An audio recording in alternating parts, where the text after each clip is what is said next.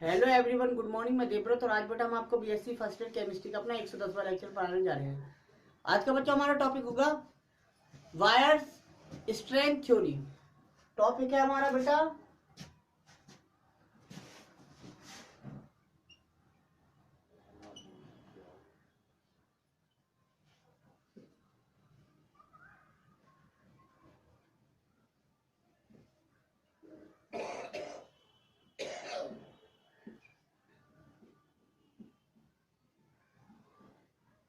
Wire का सिद्धांत, या हम इसे कहते हैं बेटा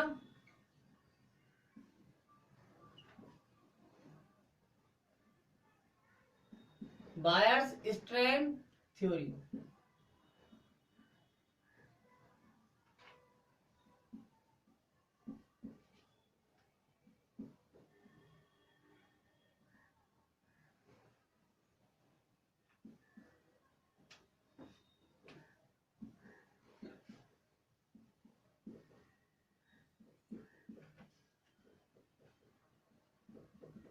या इसे कहते हैं वायर का विकृति सिद्धांत, या इसे कहते हैं बेटा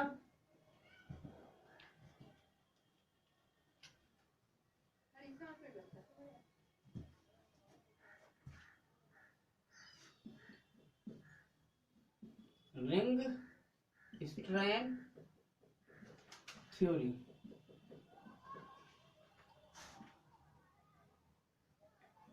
बलय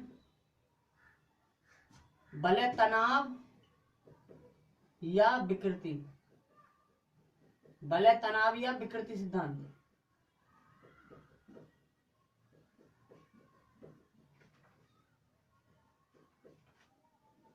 ठीक, ये है,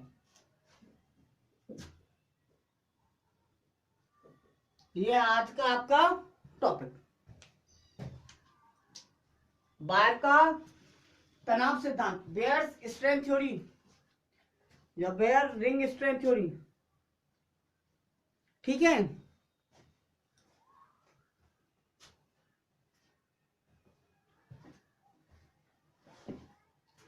तो बेटा 1885 में वायर जो साइंटिस्ट थे उन्होंने क्या किया, वायर ने साइक्लो एल्केन, क्योंकि हम साइक्लो एल्केन पढ़ रहे हैं, तो वायर ने साइक्लो एल्केन की स्टेबिलिटी।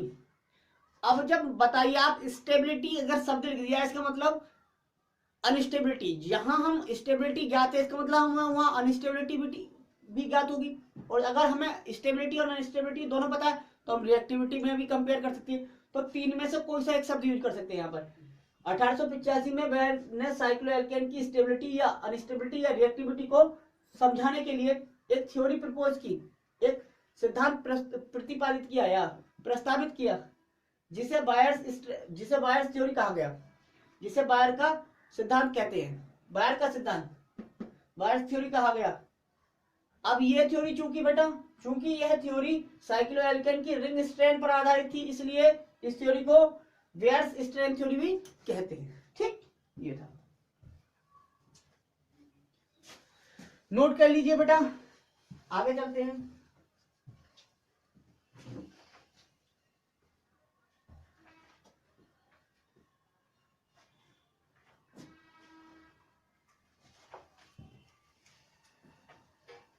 हो गया। अब देखिए, आप देख लेते हैं बेटा इस थ्योरी के कुछ पोस्टुलेट्स।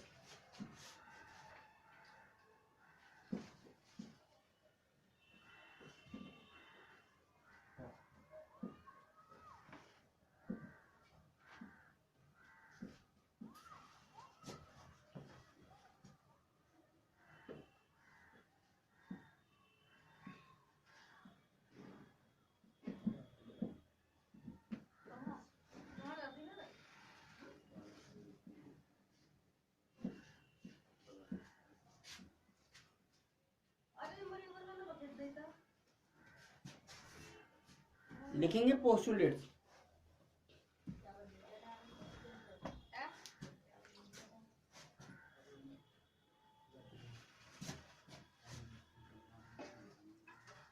इस थ्योरी के पोस्टुलेट्स, पोस्टुलेट्स का मतलब काल्पनिक बिंदु, पोस्टुलेट्स निम्न हैं। The postulates of this theory are given below. First postulate क्या है बेटा?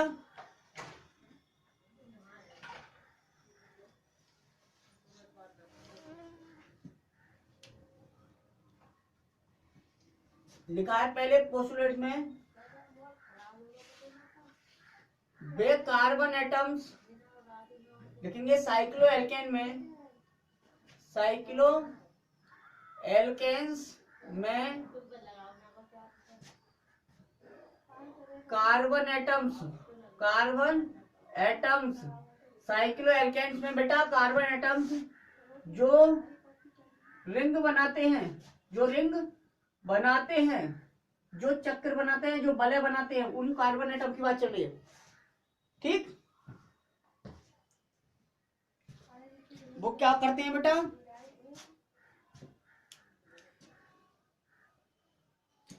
सेम प्लेन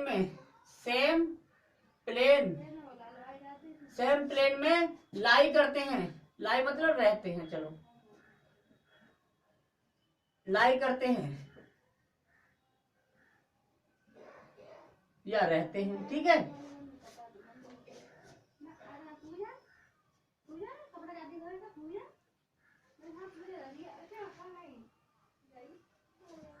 तो लिखेंगे इन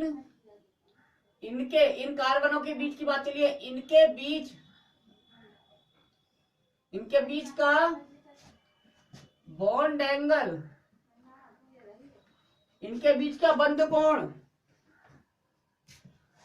109.5 डिग्री, या हम कह सकते हैं 109 डिग्री 28 मिनट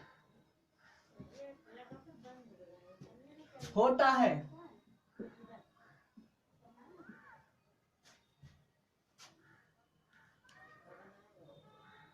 क्योंकि साइक्लो एल्केन्स में सभी कार्बन एटम्स पर sp3 संकरण हाइब्रिडाइजेशन होता है। sp3 हाइब्रिडाइजेशन होता है।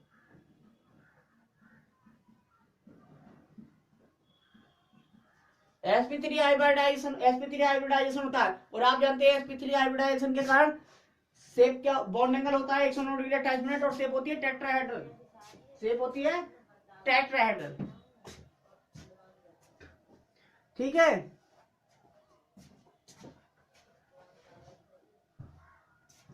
शेप क्या होती है? टेट्राहेड्रल। लेकिन अगला पोस्टुलेट है, लेकिन साइक्लो एल्केन्स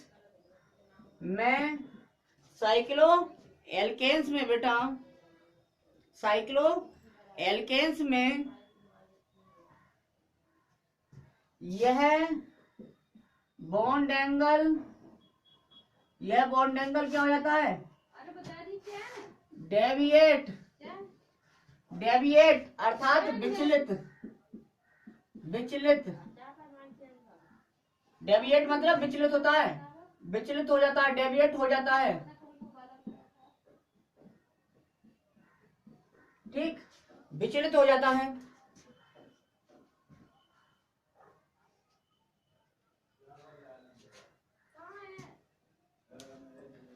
फॉर एग्जाम्पल देखो, जैसे साइक्लोप्रोपेन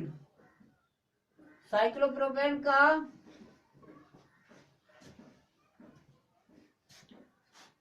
बॉन्ड एंगल 60 डिग्री होता है। कितना? 60 डिग्री होता है, जबकि एक्चुअल है ये, जबकि कितना होना चाहिए था? 109.5 डिग्री होना चाहिए था, होना चाहिए था, क्योंकि संकरण क्या है, क्योंकि संकरण है sp3, तो ये होना चाहिए था, लेकिन होता क्या है 60 डिग्री होता है। तो बाकी कितना कम हुआ होगा, अब आप कैलकुलेट करके देख लो।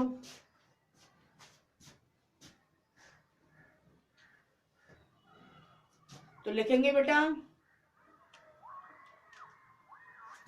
अर्थात हम कह सकते हैं डेविएशन, डेविएशन का मतलब होता है विचलन, deviation from normal, deviation from normal, deviation from normal tetrahedral bond angle is called, deviation from normal tetrahedral bond angle